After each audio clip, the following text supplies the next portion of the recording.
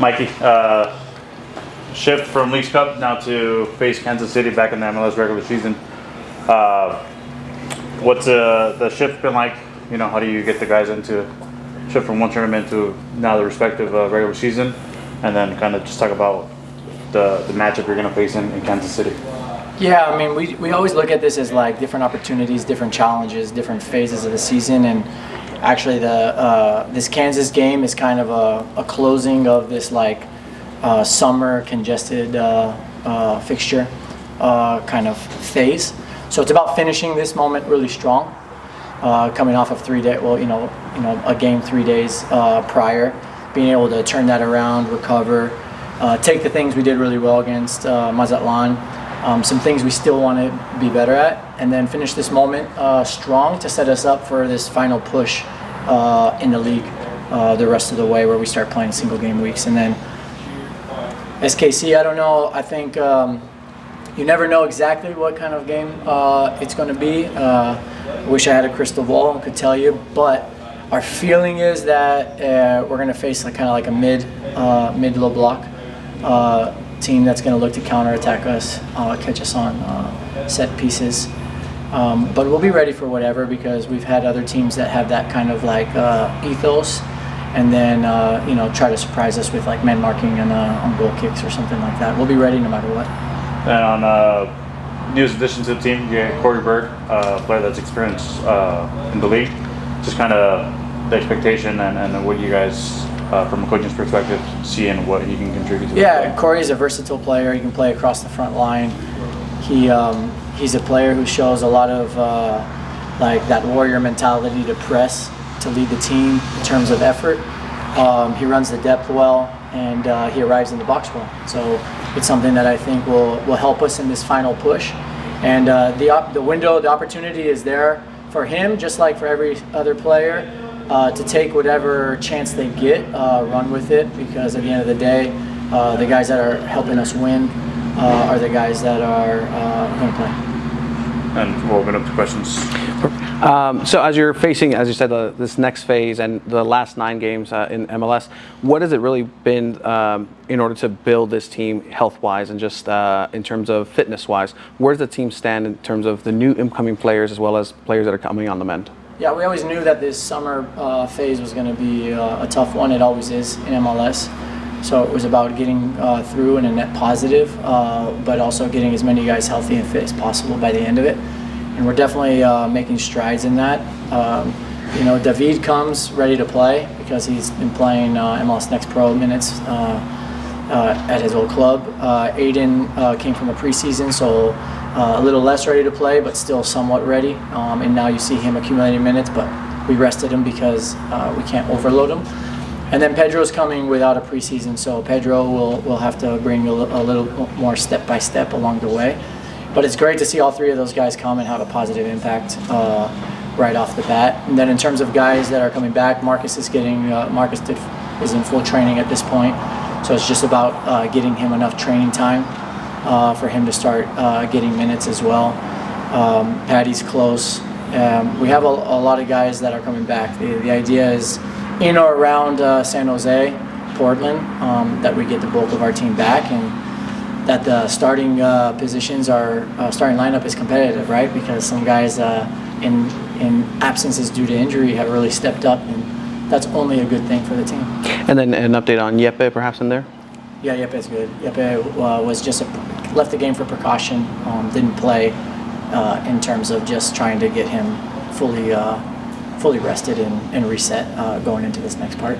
And just looking back on personally for you as a coach, what has been your growth in terms of your style and just getting to know these players and how you like to coach here in MLS? I'm growing every day. I learn something every single day. At the end of the day, I've said it from the beginning, I wasn't good enough by myself to do this at the beginning of the project, and I'm still not good enough to do it by myself. It's a credit to everybody who's involved. Everyone from ownership to leadership to people selling tickets in the front office to our football leadership to our staff to our players. I think what I learn every day more and more is that conviction that you can't do anything on your own. Great things are done with other people and for other people, and I just feel really blessed to be a part of this, and I'll throw the fans in there as well as being part of our team and just really helping us gain momentum step by step.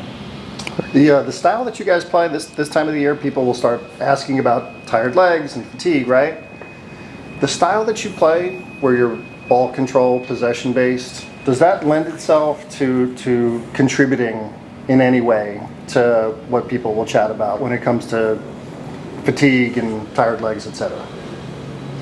I don't know. I think in football you run a lot, no matter what.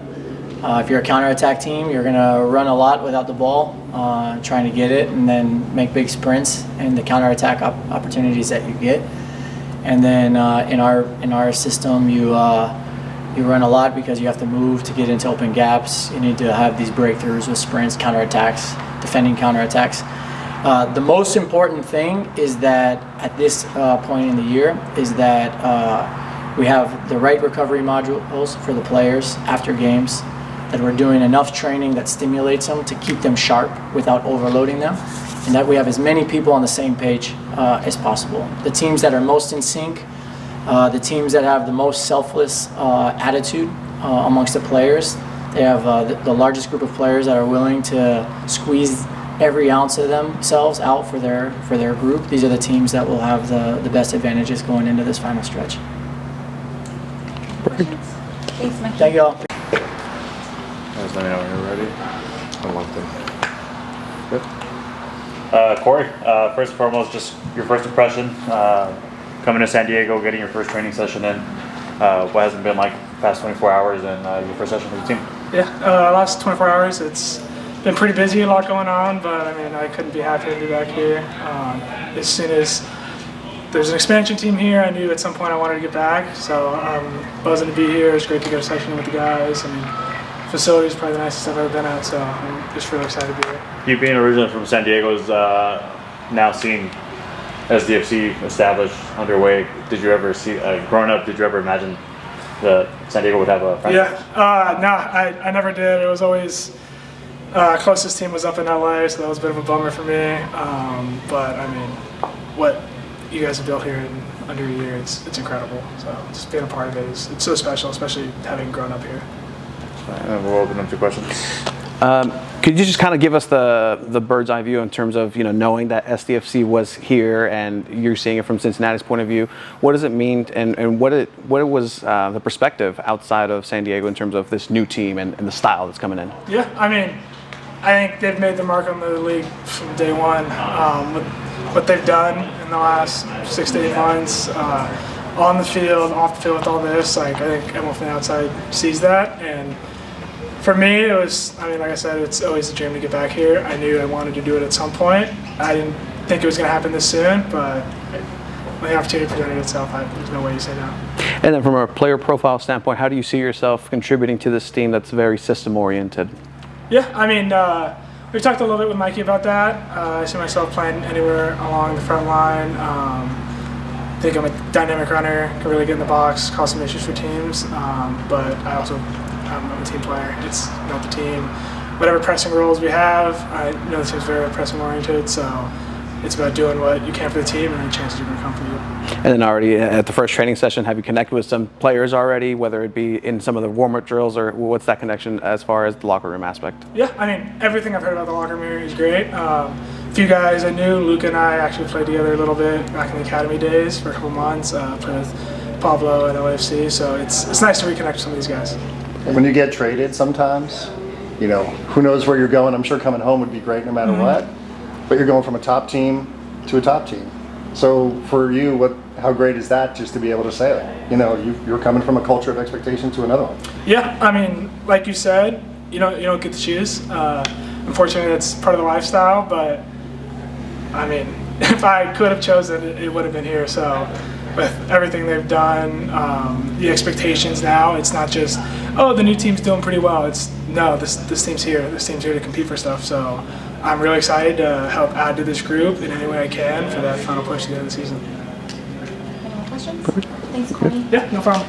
Now heading to the regular season, can you just talk about, from the player's perspective, just shifting focus from a tournament to another tournament essentially because it's the regular season. But how do you guys go into that? And secondly, just talk about you getting submits back underway. How are you feeling? And lastly, the expectation coming out of the match against Kansas City. Yeah, I mean, super happy to be back out there. It sucks being out injured. So yeah, I was happy to be back out there, get a lot of minutes in, and also get a win on that. And yeah, I think that's important going into this next Kansas game here. Get that win, get that feeling a little bit again.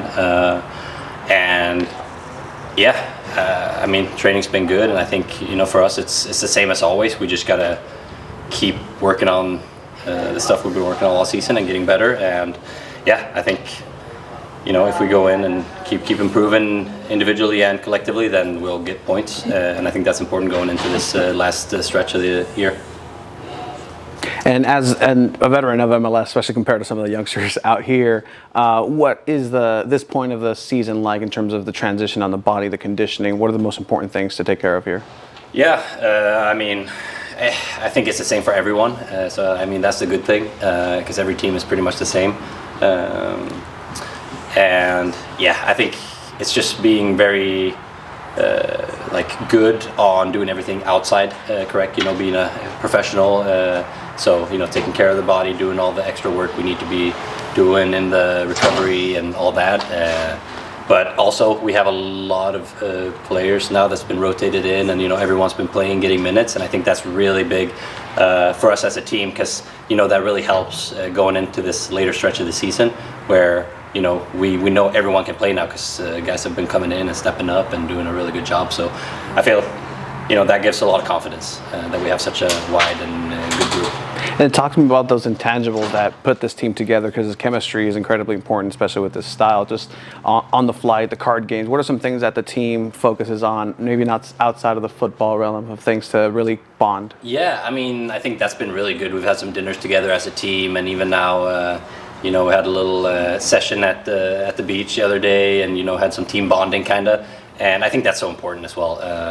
The teams I've been in that's been successful, it's when you have a good group and you feel like everyone's hanging out together, and you want to hang out outside of football also, which is exactly what we have here. And it's just so fun coming into practice and stuff and feeling that connection with everyone. It's great.